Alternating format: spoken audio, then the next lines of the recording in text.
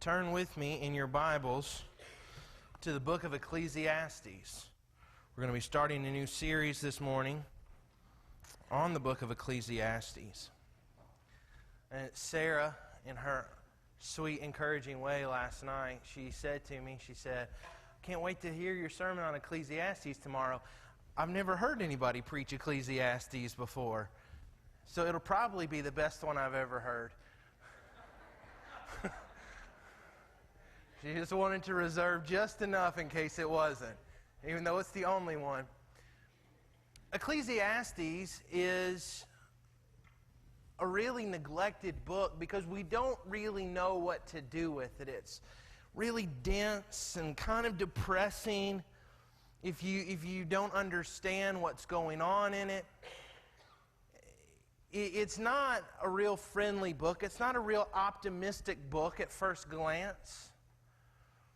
And what the book of Ecclesiastes is it's sort of a wrestling with life and what life is about. Several psychiatrists a few years ago did a study and they surveyed 192 famous cultural influencers from the last 150 years or so. And they gathered up data to see what these people said life was about. And here were how they grouped it. 17% of those studied said that life is primarily to be enjoyed and experienced. These are people like Ralph Waldo Emerson or Cary Grant, Sinclair Lewis. 13% of people said we live to express compassion to others, to love and to serve. People like Einstein or Mohandas Gandhi or the Dalai Lama. 13% said life is an unknowable mystery. People like Albert Camus and Bob Dylan and Stephen Hawking. 11% said life has no meaning. People like Joseph Conrad and Sigmund Freud, Franz Kafka, Bertrand Russell. Clarence Darrow even said, life is a ship that is tossed by every wave, by every wind, a ship headed to no port, no harbor, with no rudder, no compass, no pilot, simply floating for a time, then lost in the waves. Sounds like a Hallmark card, doesn't it? 11% said that we're here to worship a supreme being and prepare for the afterlife. People like Desmond Tutu, Billy Graham, Martin Luther King, Mother Teresa. 8% said life is a struggle.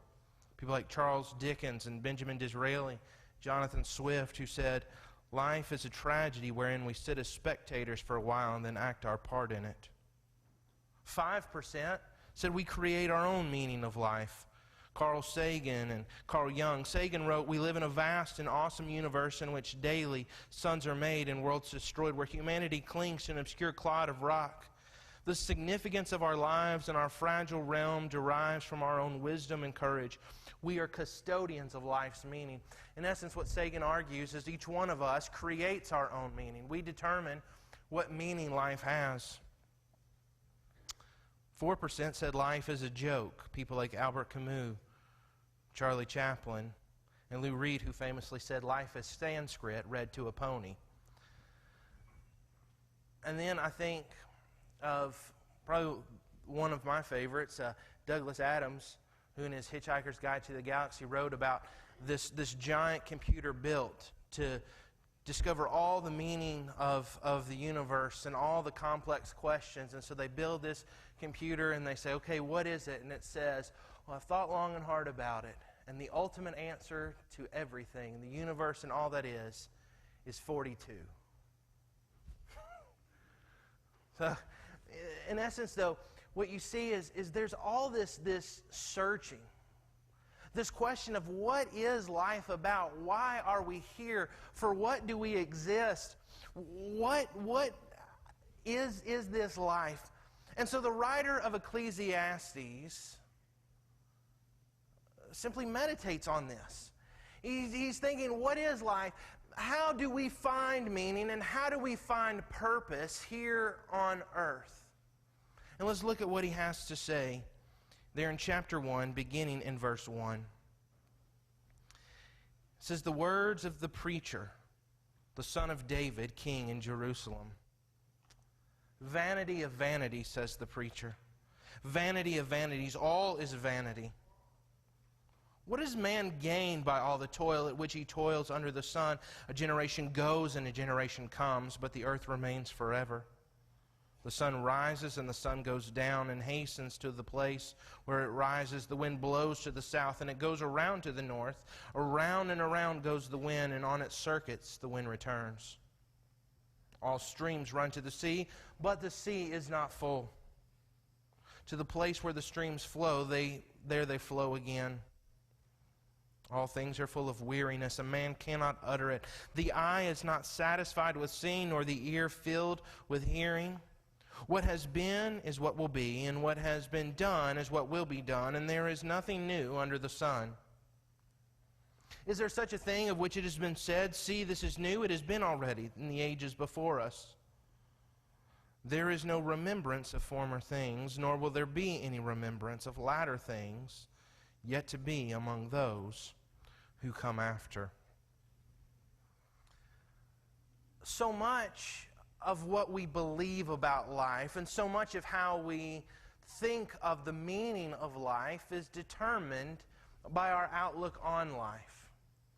And in essence, I would argue that there are two approaches to how we view life, two ways we see life around us. And the first is what you might call a horizontal outlook on life. A horizontal outlook simply says that there is only this life and the things of this earth to enjoy. Many of the summations of life that I read to you, that's their view. This life is all there is. We've got this limited amount of time. We make the most of it because after this life there is nothing. And so in this life, it's all about accumulating, or it's all about doing. It's all about us living. It's all about having fun. It's all about being satisfied. And there are several viewpoints that come under this, things like humanism that say that humans are the most important thing in the world, and that humans determine meaning, and that it's about serving humans, that people are essentially good, and that we're just here to sort of exist and enjoy ourselves and one another. Naturalism that says that everything is governed by these natural laws. There is no God. There is no supernatural. This view that just says, this outlook on life, this horizontal outlook that says, this is all there is.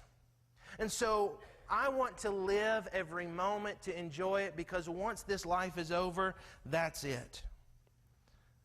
And if you think about it, we see the effects of this sort of outlook on life around us, because if this life is all there is, if there is no God, if there is nothing else, then whatever I can do to attain more stuff is okay, because there's no such thing as judgment. There's no one to whom I'm accountable.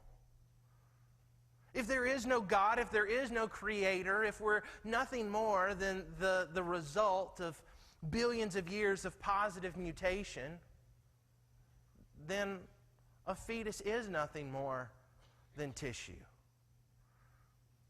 And this horizontal outlook that drives our world and has driven our world, we see the effects of it every day in a lack of concern and a lack of compassion and in the rationalization that people do.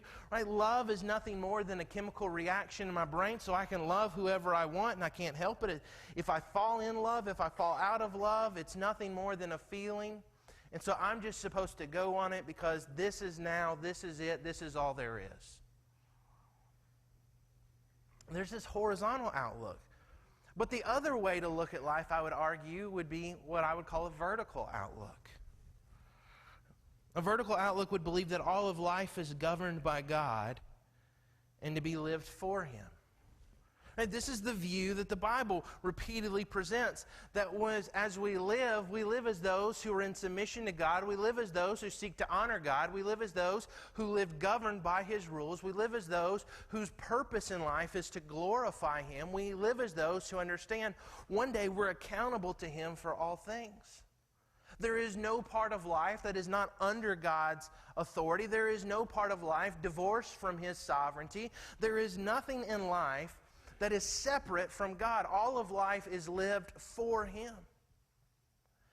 But the thing that we need to understand is, though, as Christians, most of us, all of us, would probably prescribe to this vertical outlook on life.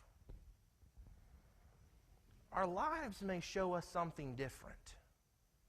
Because the question we need to ask ourselves is not what do I say I believe, but how do I live? And we need to think, how does my outlook on life differ from that of non-Christians? Do I worry as much as non-Christians do? As someone who prescribes to this vertical outlook on life, do I worry as much as people who have that horizontal outlook? Do I hold on to my stuff as tightly as people who have that horizontal outlook? Am I willing to compromise values as much as people who have a horizontal outlook? Right? We can say we believe whatever we want, but our lives really show what we believe and how we view life.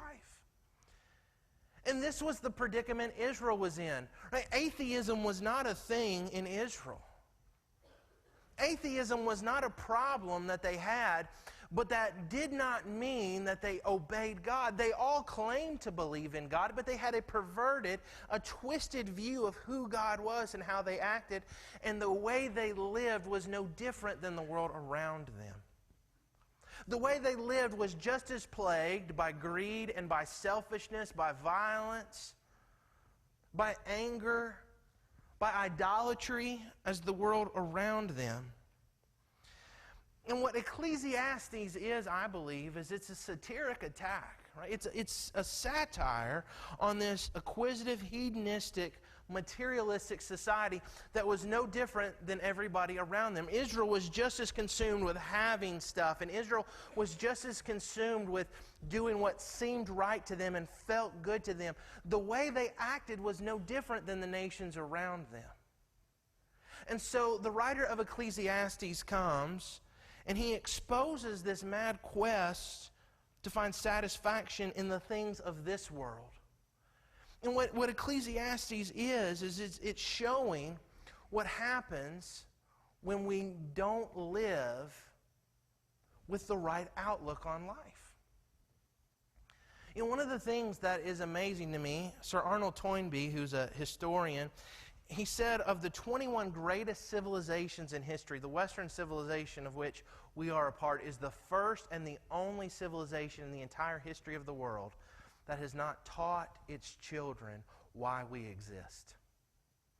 Think about that. Every other civilization, children were taught from a very young age, here's why we exist in Greece, here's why we exist for the state. In other civilizations, we exist for the family, we exist for this, we exist, even if it was bad things, they always said, here's why we exist, here's what we're here for. But in our civilization, we just kind of throw people to the wolves and say, make your own sense of things. Create your own meaning in life. That's the most ridiculous thing I've ever heard. Seriously, can you imagine if an employee, if you're running your own business, an employee walks up to you and says, it doesn't really mesh with my meaning to work today?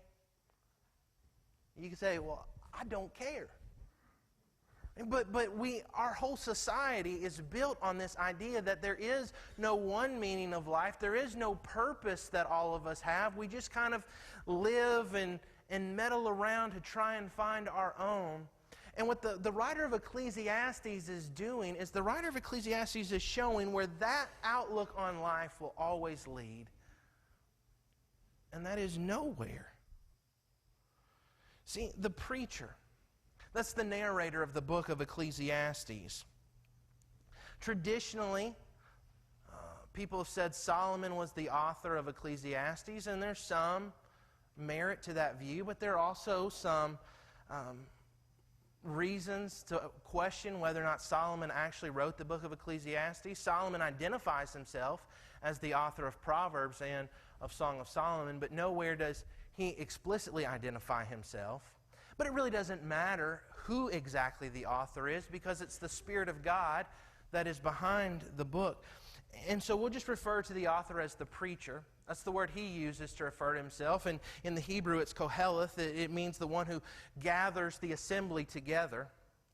And so the preacher is writing to help these people figure out what life is. And he's showing them the hopelessness of looking at life from this horizontal outlook. He shows them how grim and how hopeless life can be. And he uses a word to summarize his view of life. He uses a word to describe what life is. In Hebrew, it's the word habel. And literally what it means is vapor or breath. And now some translations will render it vanity. That's what the ESV does. Some will translate it meaningless. And really, the way that word is translated determines how we read the book, because some people think that Ecclesiastes is just this hopeless wallowing in despair where the writer's going, everything's meaningless, it's all meaningless, what is the point? But that's not what he's doing. I think the best way for us to think of this word that's translated vanity or meaningless so often is to think of it as transitory or changing or temporary. That is what he's doing, is he's saying life is just constantly changing. Life is constantly in transition. You can't hold life down. Life is here one moment and it's gone the next. It's brief. It's sudden, it's instantaneous. You think of when you go out in the winter and you see your breath and it's there for a moment there in the cold air and then it's just suddenly gone. And the writer of Ecclesiastes, the preacher, is showing us life is just this brief moment. But there's another component to it, I think, that we should think about, and that is, right, the word habel can be used to mean mist or fog sometimes. And so in essence, he's talking about how life is puzzling. Life is difficult to grasp. If you've ever driven and it's just real foggy out, you can't see very far in front of you, and it's hard to see the road.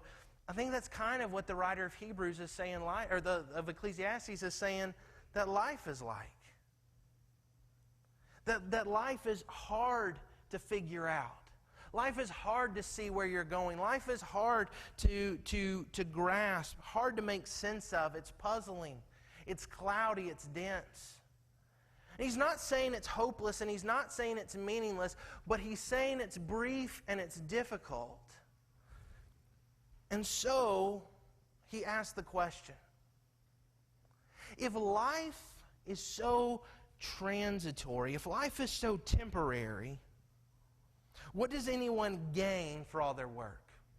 That word gain he uses, it's a business term, right? It means profit.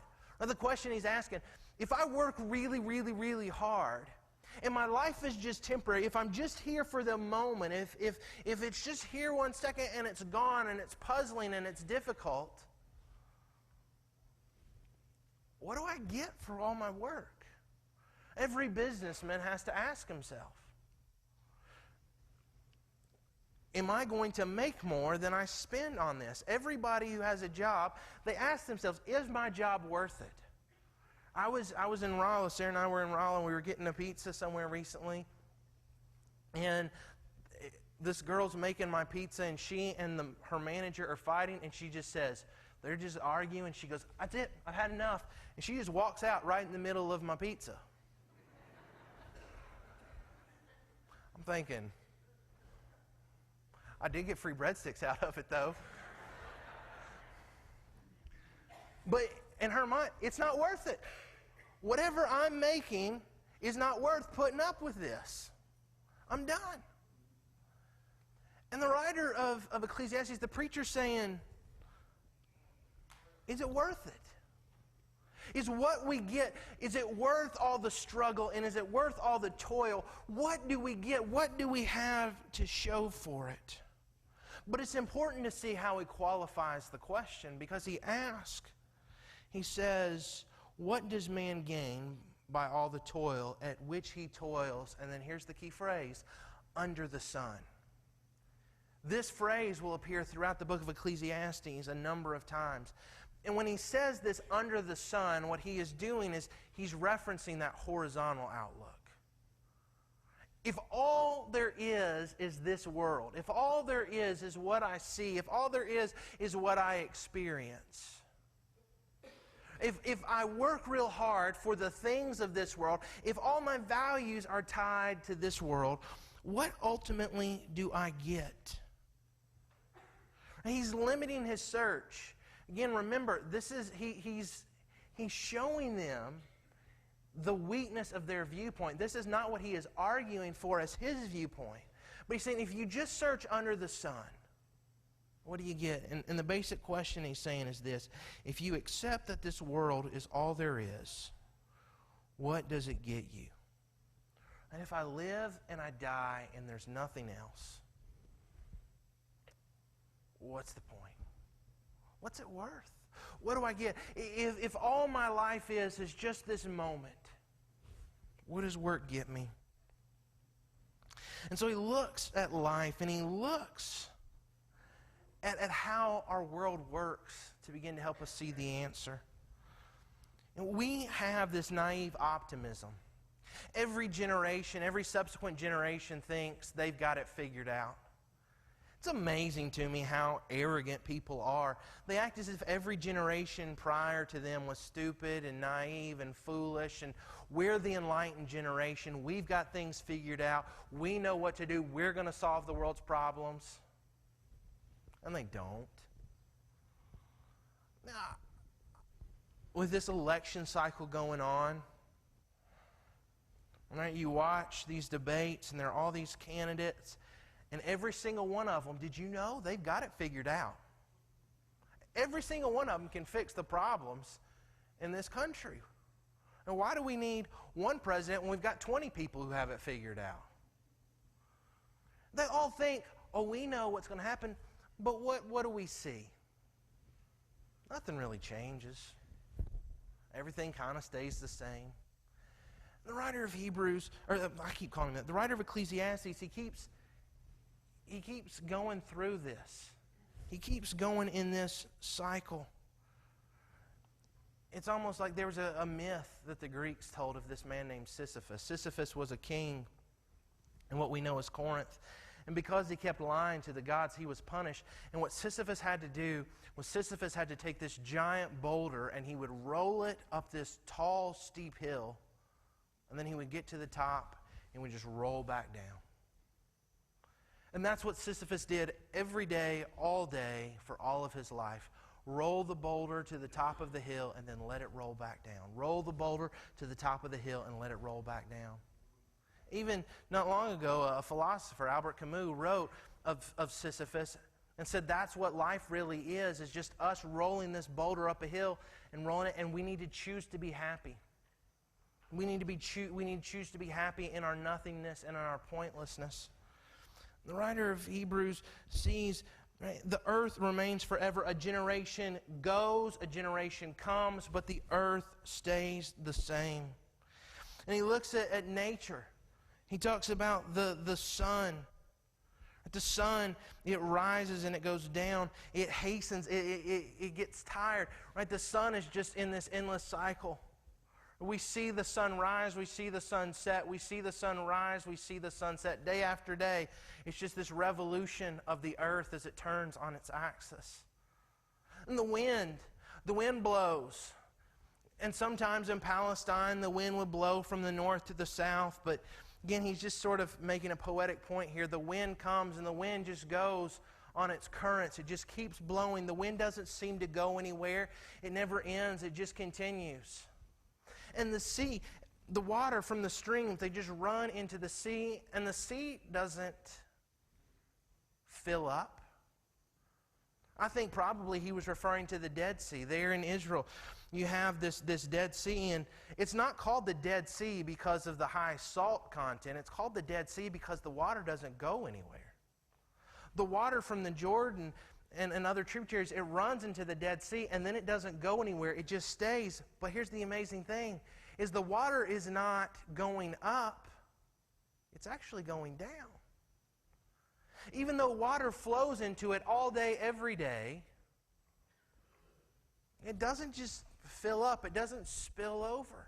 It doesn't go anywhere. And he sees this aimlessness of nature.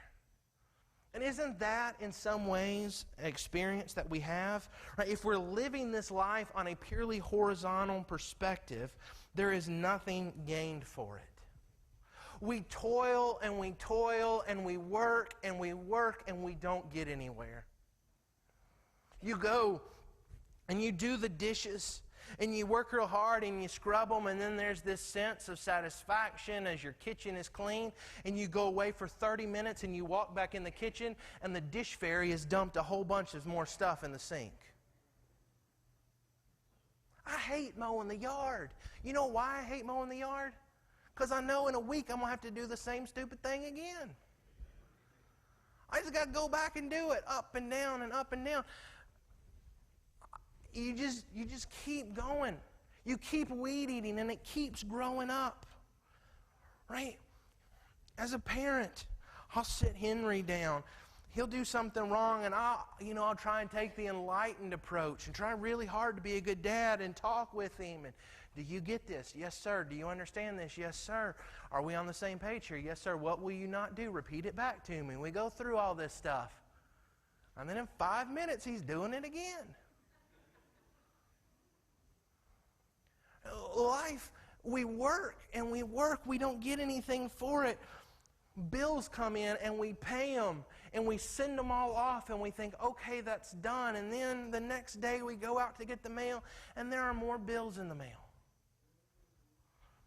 We see ourselves caught in this same cycle where we just don't seem to be doing anything but rolling up a hill and letting it roll back down. There doesn't seem to be any purpose. There doesn't seem to be any achievement. There doesn't seem to be any progress. And if all life is gauged on how we feel and what we have and what we accomplish, we don't go anywhere. If all my worth is tied up in the things that I do, and all my worth is tied up in how much I have, and all my worth is tied up in how people feel about me, the writer of Ecclesiastes, the preacher, is saying, you're not going to make it. It's just this cycle. It's just this repetition of change. If all we're living for is here and now, there's nothing gained for life. And all things are full of weariness. That's what he says in verse 8. You see, from this horizontal perspective, all we get for our work is weariness. All work brings us is tired. I work, and I get nothing from it. We work day in and we work day out, and at the end of the day, as soon as we feel like we have a paycheck, as soon as we feel like we have an achievement to show for it, it's gone. You know, in Lexington, there was a guy that went to our church. His name was Ron Lacey. Ron was Mr. Universe at one point. Ron was a bodybuilder, one of the top bodybuilders in the country. I guess you could argue the top bodybuilder in the universe, judging by his title. But that was in the 50s. And Ron would show those pictures of himself in the 50s. Ron was a great guy. But man, the bodybuilders then, you know, they just kind of look like big old boulders. It's like they don't even move. They just kind of are. And he looked so tiny compared next to them. And he had all these achievements, but then they were gone. You watch these athletes and they break records and everybody celebrates, and then their record's just going to be broken one day. And all they have to show for all their work is the tiredness and the bruises and the aches. He even says, look at our own life. An eye is not satisfied with seeing, nor the ear filled with hearing. One of the things that drives us so often is pleasure. One of the things that drives us so often is to feel good. And we make a lot of the decisions that we make based on how we feel, how it will make us feel. And we do things to enjoy it, right? We go to pick out a place to eat not based on what is the healthiest or the best choice. We go because, man, they got good fried catfish. And we make so many of our choices based on how it's going to make me feel, and we do that. But the preacher here, he says, the eye is not satisfied with seeing. The ear is not satisfied with hearing. It's not filled with hearing. That is, if we just fill up our senses and we fill them and we try and meet every one of their needs and demands, it's still not going to be enough. How many of you don't have to raise your hand, but have far more channels than a reasonable person needs and still can't find anything on television? I can't tell you how many nights a week Sarah and I would just go through and hit that page up, page down on the channel guide and go, there's nothing on. Maybe we need more channels. No.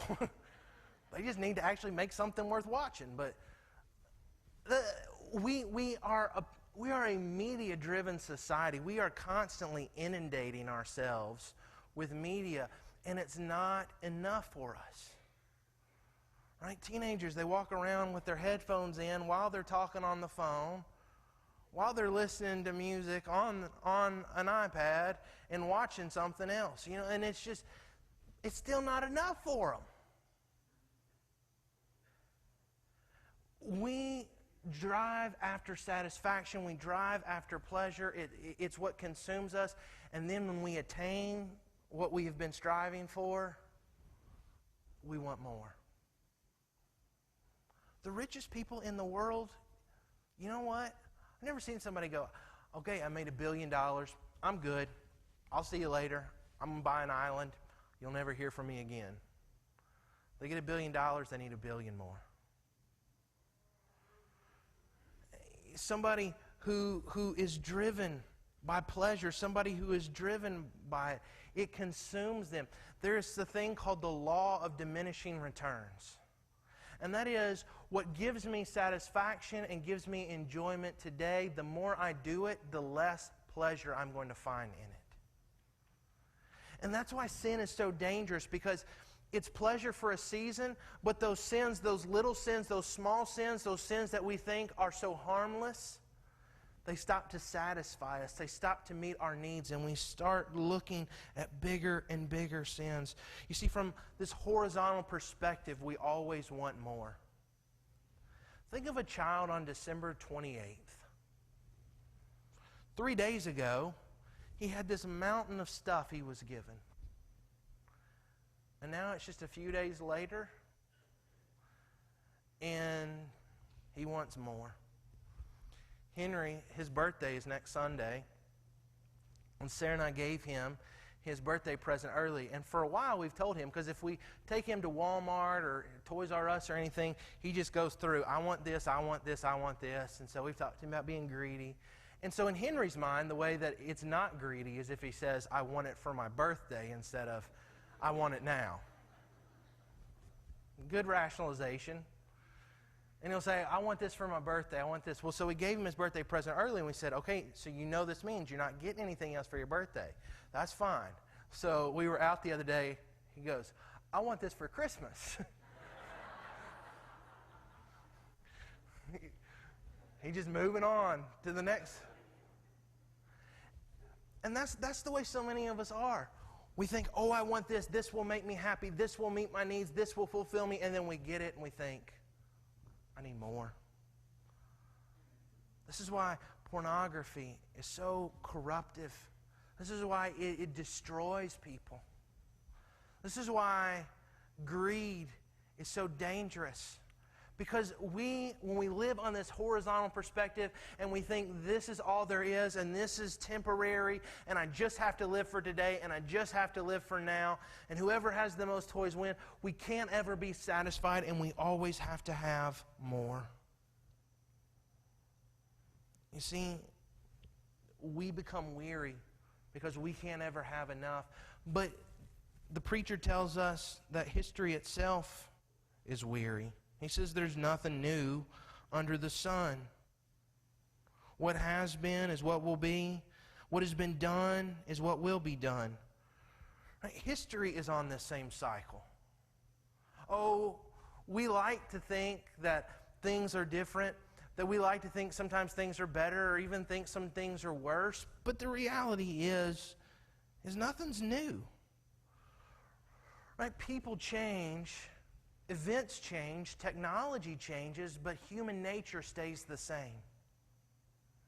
You want to know something? Yes, we worry about people possessing weapons that people didn't have to worry about 100 years ago. But 100 years ago, you still had to worry about your enemy having more weapons than you had. We have the same kinds of sin. All of our greed, all of our ambitions are the same. History is in the same cycle that nature is. History is in the same cycle that we are. And it says there's nothing new under the sun. People will think, but we have a new way of thinking. We have all these new isms, right? We have this ism, that ism, and we just got to think about the world differently because we're smarter than people used to be, and we're more progressive than people used to be. And so the more we think and the more enlightened we are, the easier it'll be to fix our world's problems. And that just doesn't happen. Every younger generation thinks an older generation is out of touch, and every older generation thinks that the younger generation is disrespectful and has it easy. Right? When you were a teenager, you thought your parents were out of touch. And you had to listen to your grandparents tell you about how much harder they had it than you had. And then you grow up and you are just part of that cycle. And your kids or your grandkids act like you don't know what's going on in the world, and you know how naive and foolish they're acting. Nothing's new. Everything's the same. And the preacher, he gives us such a sad reminder. He says, is there a thing of which it is said, see, this is new? It has already been in the ages before us. We just take old ideas and we recycle them. Oh, it cracks me up when there's this new book that comes out that is going to refute Christianity. Right? We've seen stuff like the Da Vinci Code. We've seen stuff like, what's that book, Zealot by Reza Aslan. We've seen Bart Ehrman. We've seen the discovery of things like the Gospel of Judas and all this stuff. And what's so funny to me is nothing's new in any of these attacks on Christ. Nothing's new. These things have been regurgitated over and over since about the 3rd and 4th century. There's nothing new here. Every time we think, oh, here's something new, what we're really doing is suffering from historical amnesia. Forgetting what's come before us, forgetting what people have done before. And the writer of Ecclesiastes says there is no remembrance of former things, nor will there be any remembrance of later things yet to be among those who come after. Wow. You hear what he says? He says not only will we forget history, but history will probably forget us. Now, this isn't one of those feel-good sermons there, preacher. But what's his point? We need to understand, if we're just living for the here, if we're just living for the now, we're probably going to be forgotten. Because the new is going to come along and it's going to replace the old. It's going to be the same, but the old will be forgotten.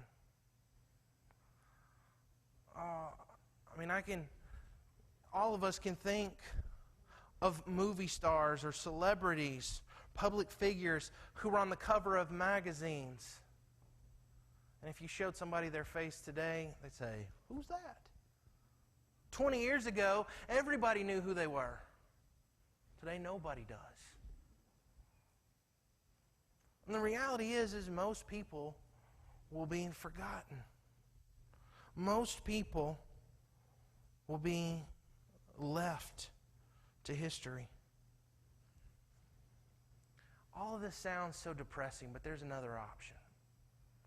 Again, let's remember, what the preacher is doing is he is showing the vanity, he is showing the futility of this view of life, that this is all there is. You see, the preacher wants to point out what is vain so we can see what is not. What the preacher is doing is the preacher is bringing us to this point of despair, that if we think all that exists is this world, all that is now, the only reason I live is to have fun and to accumulate, to enjoy myself, to do whatever it is I think to do. If all I see is this life that is a vapor and I don't see anything outside of it, if all I look at is life under the sun, it's vain. And the preacher is wanting us to see the vanity and the futility and the meaninglessness of just viewing life as under the sun, so that we will look above the sun. He wants us to see that if all we do is look at life through this horizontal outlook, it will lead us nowhere. And the only answer, the only hope we have, is to look up. Paul echoes the same sentiments of the preacher in Romans. In Romans 8, he says, "For the creation waits with eager longing for the revealing of the sons of God." Listen, he says, "For the creation was subjected to futility, not willingly, but because of him who subjected it, in order that the creation itself will be set free from its bondage to corruption and obtain the freedom of the glory of the children of God." You hear what Paul says? Paul says that because of sin, because of selfishness, because of self-centeredness, because we just are concerned about ourselves and feeling good, because we were so corrupted by that horizontal outlook, creation itself was subjected to futility. Sin rendered life meaningless. But, do you hear what he's saying? Jesus is coming to rescue us from that hopelessness. Jesus came to rescue us from that void. Jesus came to lift us up out of the despair. Jesus came to free us from that enslavement to hopelessness. The idea that this life is all there is, it is slavery. It is hopelessness. It is futility. One of the things that they talked about in the Family Project last Sunday night was that in concentration camps and prisoner of war camps, what they do to take away meaning is they give people pointless tasks. Move this rock over here, then move it back over there. And when you have a life that is without purpose, a life that has no meaning, you don't value it and you don't use it.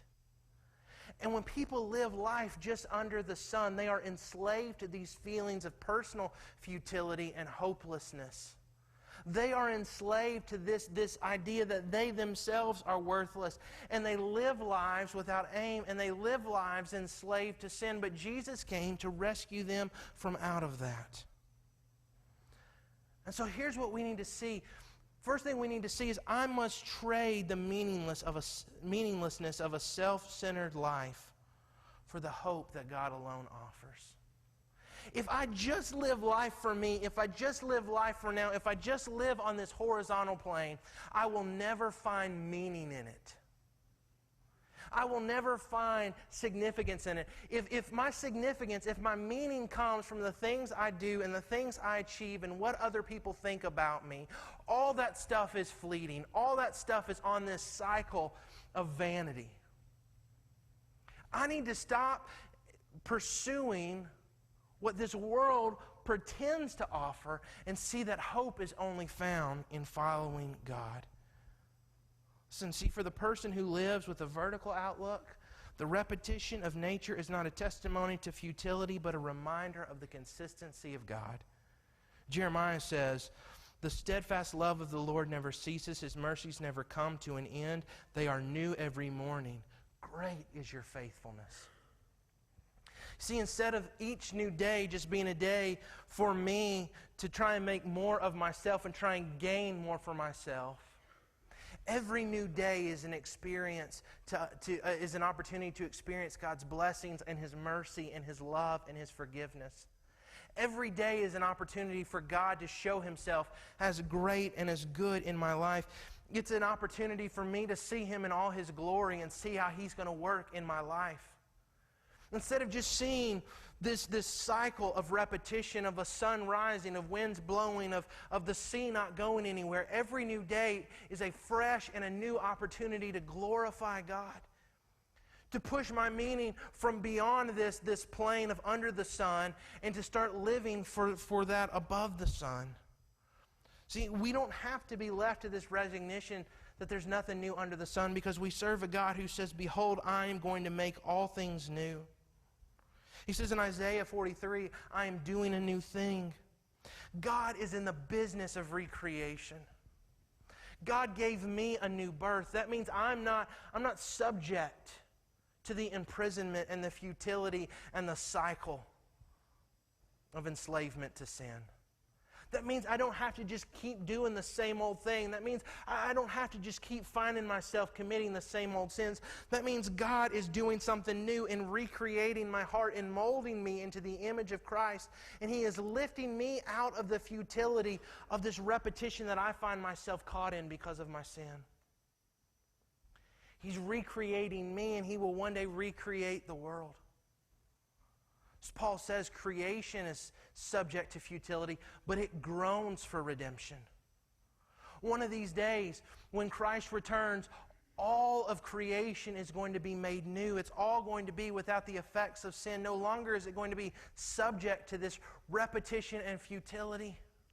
And we serve a God who will do that one day, but every single day He is making things new. Every single day He is recreating. Every single day He is giving purpose and meaning. But ultimately, I need to understand that my life finds its ultimate meaning when I live it for God. How does my life have meaning? When I live it for Him. When I stop living for the temporary, for the vapor, for the breath, in the fog, in the mist of life, and I start living above the sun. When I start living my life for God, when every day is not for me, it's not for my gain, it's not for my stuff, but it's for Him. Jesus said, "Don't store up for yourself treasure here on earth where moth and rust can destroy." And Jesus is saying there, if you find your value in the things of this world, if you find your significance, if you find your purpose in your work or in your stuff or in your family or anything of this world, it's going to be gone one day. It's going to fade away. It's going to be destroyed. Jesus says, store up for yourself treasures in heaven. When I am living for eternity, when I am living for God, when I stop living for the here and now and I start living for eternity, I am making my life mean something, because what I do for eternity, it will last. It will continue.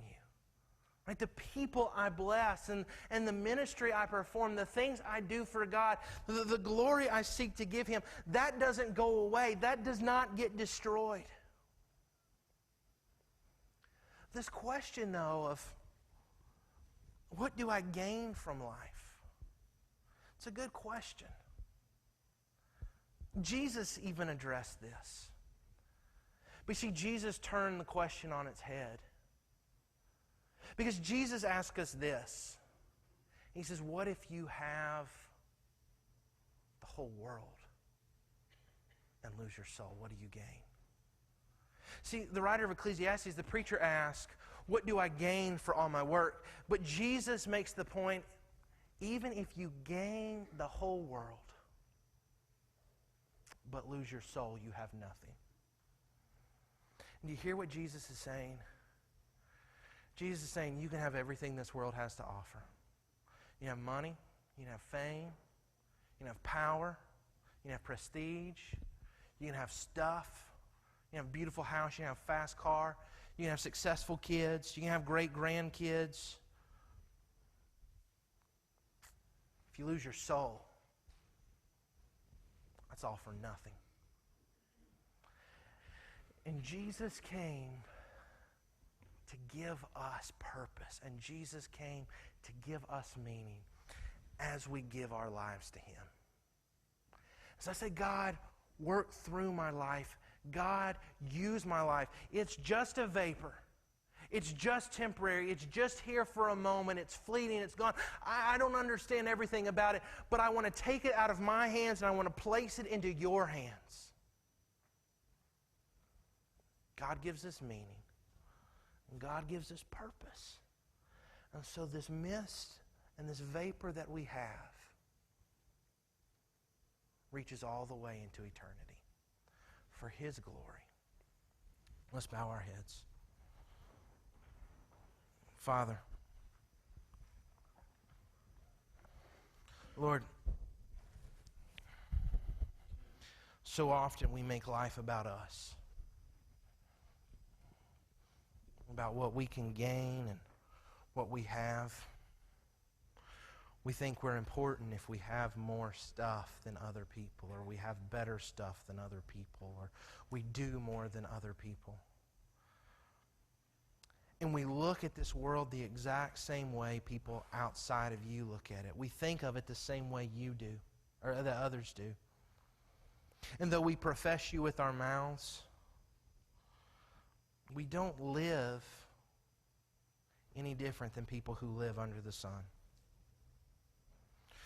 We subject ourselves to that same cycle of futility.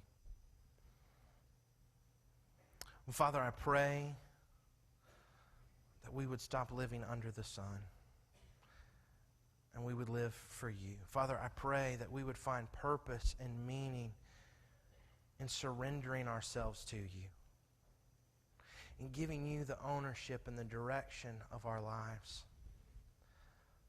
Father, I pray if there's anyone here this morning who feels the weight of that cycle, who feels threatened to be crushed by this futility, who's been asking themselves the same question that the preacher is asking. What am I gaining for all this? What's the point of all this? What's the profit? That, Father, they will see that the only answer is to look beyond this life and look to the free gift that you offer in salvation. So, Lord, I pray that as we begin this study, as we start to look at this book, we will right now commit ourselves. We're not going to live life under the sun. We're not just going to be consumed with the here and the now. We're not going to find our worth and our purpose in what is of this earth. But we're going to lay up for ourselves treasure in heaven. That we will commit that our souls are infinitely more important to us than even if we were to gain the whole world. Thank you that you have rescued us from this futility. Thank you that you have rescued us from this despair. Father, may we live for you in your strength and for your glory. And it's in Christ's name we pray. Amen.